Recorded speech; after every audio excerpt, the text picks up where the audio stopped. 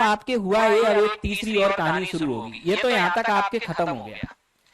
पाकिस्तान जाता है यूएसए के पास, इनके बस का तो कुछ बचा नहीं, हार चुके थे दोनों जगह। अब ये यूएसए के पास गए, यूएसए से कहते हैं हमारी मदद करो। ठीक, यूएसए आपके उस समय तक क्या था कि इंडियन ओशियन में एक आइलैंड था डियो गार्सिया, इस डियो गार्सिया में अपना नेवल बेस बना दिया था यूएसए ने। और पाकिस्तान की मदद करने के लिए आपके क्या करता है आपके यूएसए, ठीक, ये अपने सेवंथ फ्लीट, 7वां जहाजी बेड़ा, ये उसको भेज देता है कहाँ, इंडियन ओशियन। यहाँ आ गया 7वां जहाजी बेड़ा। अब ये थोड़ा सा भारत के लिए चैलेंजिंग हो गया। पाकिस्तान से तो हम निपट सकते थे, इसका सामना कैसे करें, क्योंकि ये युद्ध में आ गया अमेरिका। ठीक, अब अमेरिका का जैसे ही 7वां जहाजी बेड़ा आपके आया, अब उससे पहले का घटनाक्रम सुने। 1971 में जब आपकी ये परिस्थितियां बन रही थी, तो इंदिरा गांधी इस बात को बहुत अच्छे से जानती थी कि पाकिस्तान को तो वो जीत लेगी, लेकिन अगर गलती से यूएसए इस युद्ध में कूदा तो इंदिरा गांधी क्या करेंगी, इसकी तैयारी वो पहले ही कर चुकी थी।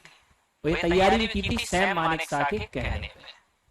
सैम मानेकशॉ ने आपके इंदिरा गांधी से कहा कि आप सिर्फ एक काम कर लो, पाकिस्तान को तुम संभाल लेंगे, कोई दिक्कत नहीं है, आप अमेरिका का इंतजाम करके आओ।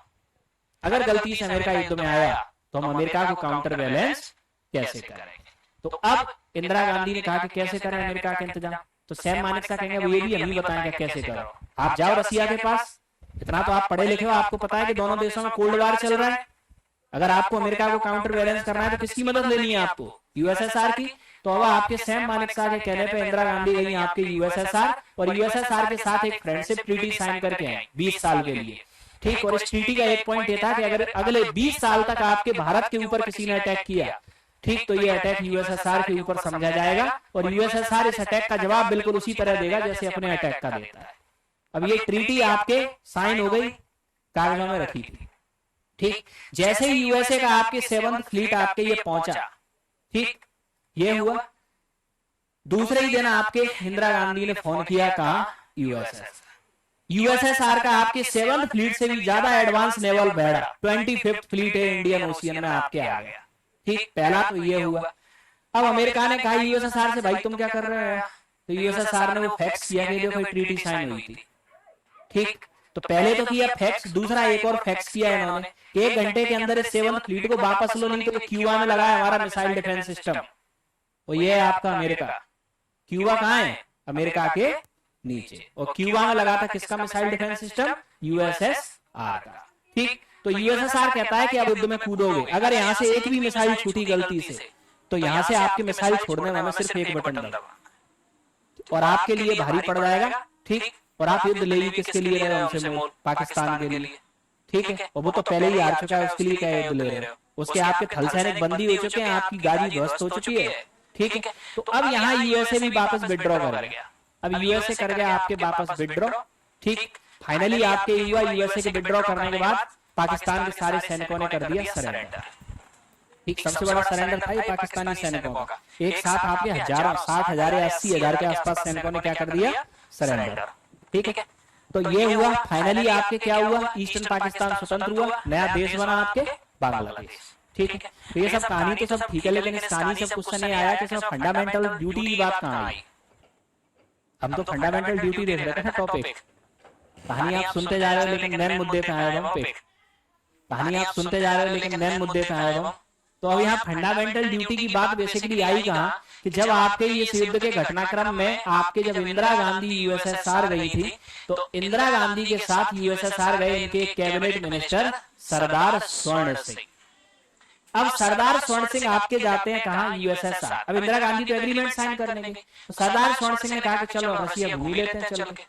अब सरदार स्वर्ण सिंह जब आपके रसिया घूमने निकले, तो ये आपके ट्रेन में बैठे। ट्रेन में इन्होंने देखा क्या कि आगे ट्रेन की सीट आपके थोड़ी सी फट गई, तो एक आपके रसियन सिटीजन आपके एक स्टेशन से उतरता है, ठीक, सुई धागा लेता है और सीट को सिलता है स्पेशली। ये उसको बड़े गौर से देख रहे हैं, फिर इन्हें तुरंत ध्यान आया यूपी, एमपी, बिहार, पंजाब, ये भारत में होता तो क्या होता, अगर इंडिया में यही सीट फटी होती तो उसे और फाड़ देते। ठीक, फिर इन्हें आपके ध्यान आया और आगे देखा इन्होंने कि ट्रेन में आपकी ये जो लाइट होती है उसके ऊपर का कवर है, उसका नट निकल गया। तो एक व्यक्ति अपने पैसे से नट ला रहा है और उस लाइट को क्या कर रहा है, सही कर रहा है। फिर इन्हें इंडिया का ध्यान आया कि भारत में अगर ये नट निकल गया होता तो बल्ब भी जेब में घर में चला गया होता, इसे बांध के रखना पड़े, तो उस देश के लोगों की ड्यूटी का तो कहना ही क्या। ठीक, तो यही अब आपके सरदार स्वर्ण सिंह को लगा कि हम देश के नागरिकों को इतनी सुविधाएं दे रहे हैं, यहाँ के रसिया को देखो कि रसिया के लोग आपके कितने ज्यादा आपके मतलब कर्तव्य है इनका देश के प्रति, कितने ज्यादा इथिकल रेस्पॉन्सिबिलिटी समझते हैं अपनी। इंडियंस तो कुछ भी नहीं समझते। तो फिर अब यहाँ से आपके ये मोटिवेटेड हुए, उन्होंने कहा कि इंडियन कॉन्स्टिट्यूशन में फंडामेंटल ड्यूटीज को ऐड किया जाना चाहिए। यहाँ से हुआ आपके सिस्टम। तो अब आपके इंडियन कॉन्स्टिट्यूशन में इनकी सिफारिश के बाद आपके 42वां संविधान संशोधन लाया गया, फंडामेंटल ड्यूटीज को आपके क्या किया गया, इसमें ऐड किया गया। ठीक, तो अब नेक्स्ट इसमें आगे समझना फंडामेंटल ड्यूटीज में फंडामेंटल ड्यूटीज की अगर हम आपके बात करें तो सबसे पहले तो याद रखना पार्ट 4 है, आर्टिकल 51 कैपिटल है और यूएसएसआर से इनको लिया गया। फंडामेंटल ड्यूटीज आपके बेसिक कॉन्स्टिट्यूशन में नहीं थी, इनको आपके शामिल किया गया है आपके कब 42वें संविधान संशोधन 1976 के द्वारा। किसकी सिफारिश पे? सरदार स्वर्ण सिंह समिति की सिफारिश पे। तो सरदार स्वर्ण सिंह समिति की सिफारिश पे 42वें संशोधन के द्वारा ड्यूटीज को शामिल किया गया और इसमें आपके संविधान में पार्ट 4 है, आर्टिकल 51 कैपिटल है और 10 फंडामेंटल ड्यूटी क्या की गई, ऐड की गई। ठीक है, अब 11th ड्यूटी आपके ऐड की गई कब, 86वें संविधान संशोधन के द्वारा। ठीक, क्या थी आपकी 11वीं ड्यूटी?